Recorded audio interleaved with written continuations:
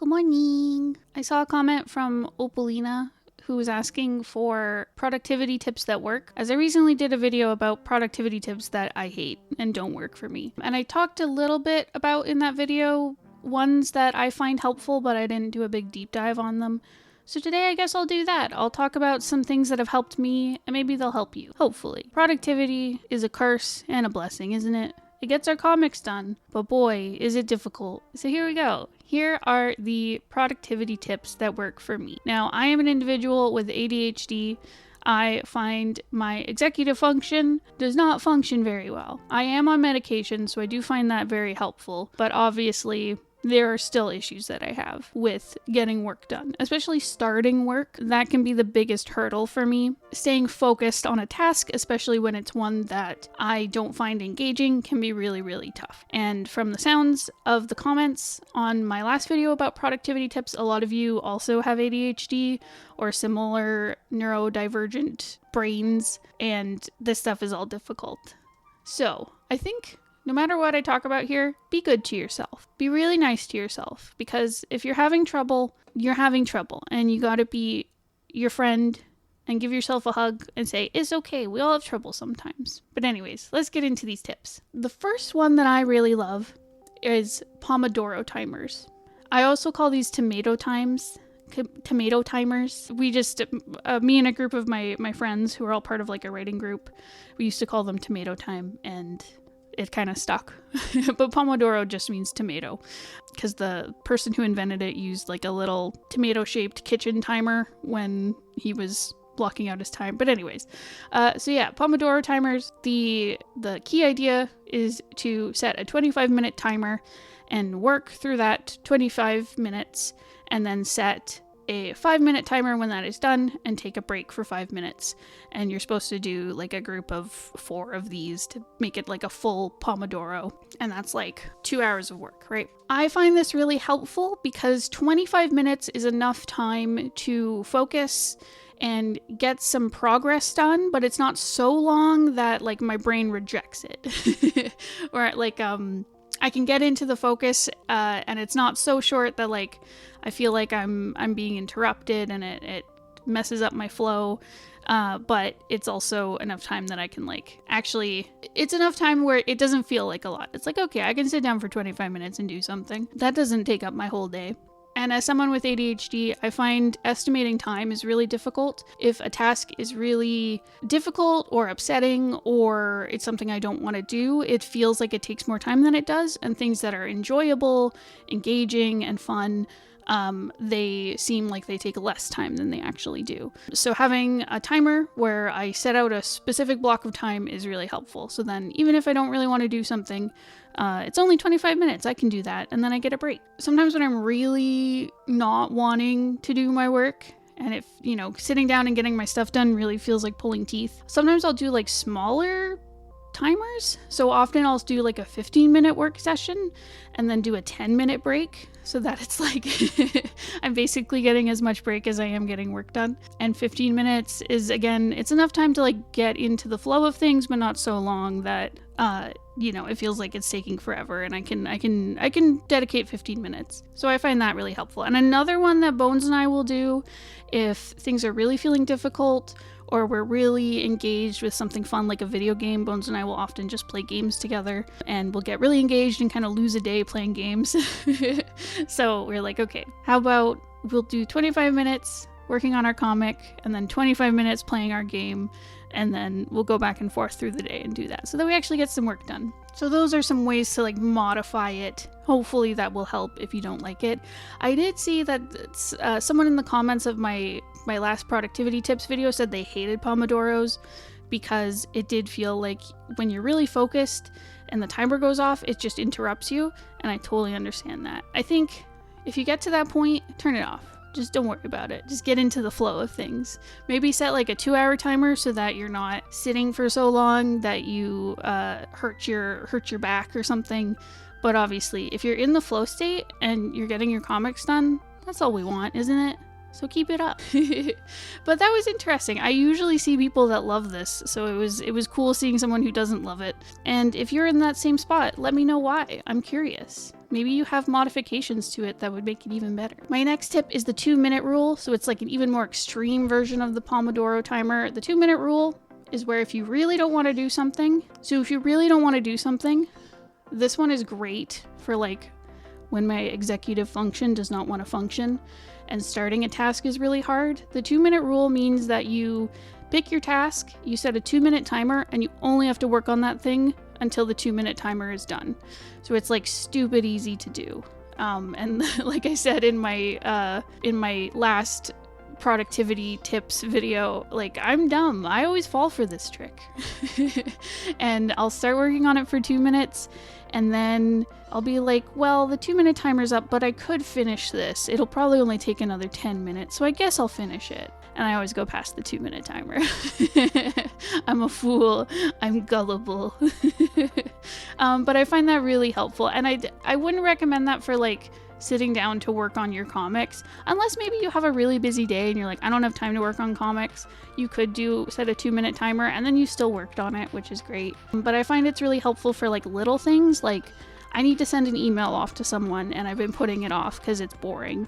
The 2-minute rule really works. Or like I really need to do, sorry, the cats were like crying, you know, that like where they go into another room and they just cry. And you're like, come here, we're all in the other room. And then they come in and they're fine. That was Lear. He had a little sad moment in the other room. And the bird is also screaming upstairs. They always know when I'm recording. And then they all pop off. Anyways, yeah, 2-minute timer rule. Great. Always tricks my dumbass into doing it. But yeah, it's great for those little tasks that like you can kind of finish in one sitting and you really don't want to do them. I find it helpful. So the next thing that I find really helpful is writing lists. And I usually do this in the form of bullet journaling. The nice thing about bullet journaling, there's lots of different ways to do it. There's like the most basic way is to just write a list. You put the date at the top, you cross things off as you finish them, and then the next day you move things that you didn't finish forward. So you write them down again. And there's lots of ways to like change it. You can make it really pretty. That's kind of why I bullet journal. I like doodling and basically making like a little planner for myself that I just draw. It's very therapeutic. But the nice thing is that there's less pressure to complete everything on your to-do list. It's nice that I have the option, if I don't complete something, I can move it on to the next day, or I also have like a big master list of like things I need to do that don't have like a time limit. And I'll put them there if they keep getting pushed off. But yeah, writing lists I think is great so long as you don't put pressure on yourself to always cross them off. I find writing lists is good because I am very forgetful. Things kind of leave my mind like a sieve. Where if I don't write it down, I'm gonna forget about it, or it's gonna ping around in my head forever and make me anxious. So writing things down is really, really helpful for me. And again, I find the bullet journal really works because it's a method I find fun and therapeutic. And so I'll constantly come back to my little journal and I have everything I need written down in there. You can do this digitally, you can do this in your own book, you can have just random scraps of paper with lists. I just find it really, really helpful to write things down as needed. So I find that helps with my productivity. The next piece of advice that I would use is to remove barriers. Now, as I've said a few times in this video, starting things is really difficult for me. So I find if I have a task that, especially ones that need to be done every day, so like working on my comic, or currently right now I'm job hunting, so like searching for new jobs every morning. I find if I set up a workstation where all these things are easy to like open and grab, it's a lot easier to get started than if I had to say like, oh, I have to pull out my iPad from my drawer and I have to get my program open to start working on comics. Or even as something as simple as like I have to go into the other room to get my laptop to grab my script or something. Like having it all on your desk close by is really helpful. And sometimes even like when I'm having a day where like things are really, really difficult and I kind of can't get out of bed, having my iPad right next to my bed on my my bedside table is really helpful. And then I can just grab it and I grab my little Apple Pencil and I just do some work in bed. Like, just remove those barriers and be nice to yourself. Sometimes things that like you consider, you're like, this should be easy. I should be able to do this. Like, it's not easy. It's hard. And just kind of meeting yourself where you're at is really helpful. So try to find little ways to do that for yourself, whether it's like you keep your art set up on your desk, or you set up your art stuff next to your bed or next to the couch so you can work on it when you're watching TV or something like that. Just any little thing you can do to like remove those barriers between you and getting your comic done is really helpful. My next piece of advice is body doubling. So body doubling refers to sitting down with someone, and this can be physically being in the room with somebody, like a friend, your partner, a family member, whoever, or you can do it online. So I've often done this by opening like a Discord chat or a Zoom call or being on the phone with somebody. Just being in the presence of somebody else while you work, and you're not working on the same thing. This could be you're both working on your own comic. Maybe your friend isn't someone who does comics, but maybe they're studying. They can study while you work on your comic, kind of thing. So then, it doesn't have to be collaborative work. You can be working on different things next to each other. And I find this really, really helpful because it keeps you on task. It's giving yourself something engaging, like chatting with this person idly while you work. So you're not stuck by yourself trying to force yourself to work. And it's also someone who can like tell you, hey, you got to get back to work if you're spending too much time chatting together. You can be accountable with each other. I just find it really helpful, even if we're not talking too. It's just nice to have someone there where I'm like, well, we're both here. I should probably work. There's just something about it that gets my focus going. So Bones and I will often do this where we'll both be working on, Bones might be working on writing or coloring or writing a script for a video, and I'm sitting there drawing or working on a script or something. And it's just really helpful just having someone there to like keep you on task. You feel obligated to like work. Whereas sometimes if you're by yourself, it's really easy to just pull out your phone and like doom scroll or something, So yeah, body doubling is really great. Whether you do it digitally or in person, is really, really helpful for staying productive and on task. The one thing I will say though, you do have to be careful of not just turning it into like a social gathering. I've had that happen. So every Wednesday I have watercolor Wednesdays where I get together with Bones' mom, who's also an illustrator, and we'll just sit and we'll do painting or work on our stuff. And it's just nice and cozy. And sometimes it is a day where we just kind of gab. We just talk about our day and like just have like a nice little social gathering. And sometimes it is really great for like sitting down and body doubling and getting your stuff done. So you have to be wary of that, especially if you're working with like a friend who you're really close with. Make sure that you guys keep each other accountable and get your work done, and it's not just turning into like a place to like hang out and chat. So that can be hit or miss, but try your best to just body double and get your work done. And I think a way to modify this, so let's say like you don't have the luxury of like having someone who can work with you at the time you can work, let's say. Or say you don't have any supportive friends or something. I don't know what the situation is, but you're at a point where you're like, I don't have anyone to body double with me. Sometimes working in a public space can give me that same effect of like having people around, so I need to focus on my work. And back when I had more money, I would sometimes go to cafes or restaurants and just go and sit and work. But I've also had points where I've just gone to the library, a nice little public space that anyone can go to, and I found that very helpful, especially because it's a space where everyone's encouraged to be kind of more quiet and focus. And it's just nice to just go and sit in a quiet little spot. You can put some music in your headphones and just listen, and there's other people around that kind of keep you focused, even if you're not talking to them, if that makes sense. And you can also do this, if the weather's nice, you can go to like a park and set up at like a picnic table or a bench, and it's the same idea. Just having other people around kind of helps keep you accountable to yourself, if that makes sense. So hopefully that helps. And I think my last tip is to track your progress. Now, I'm sure a lot of you are already doing this, because working on a comic is just like a big undertaking, and it's really nice to just keep track of what you have finished and what needs to get done still. But I just love a chart. I just love it. It does, personally, it gives me that little dopamine hit whenever I can like add a little point to the chart and the line goes up. It's the best. It really works for me. And again, sometimes you need to break these charts down into different parts. So like I said in my last video, when I'm working on comic pages, because one comic page is like several steps of work that take a long time, they can take like days or weeks at a time, I break them down into different parts. So like thumbnails are a part of a comic page, pencils are a part, inks are a part, colors are a part, adding text and bubbles is a part, and then like finishing touches is a part. So sometimes when I'm tracking, instead of like every time I complete a page, I add it to my chart. Sometimes I'll break it down into parts. So say I'll have like 10 pages that I need to complete, but I'll break it down into like 4 parts. So then it's like 40 data points to add, if that makes sense, instead of just 10.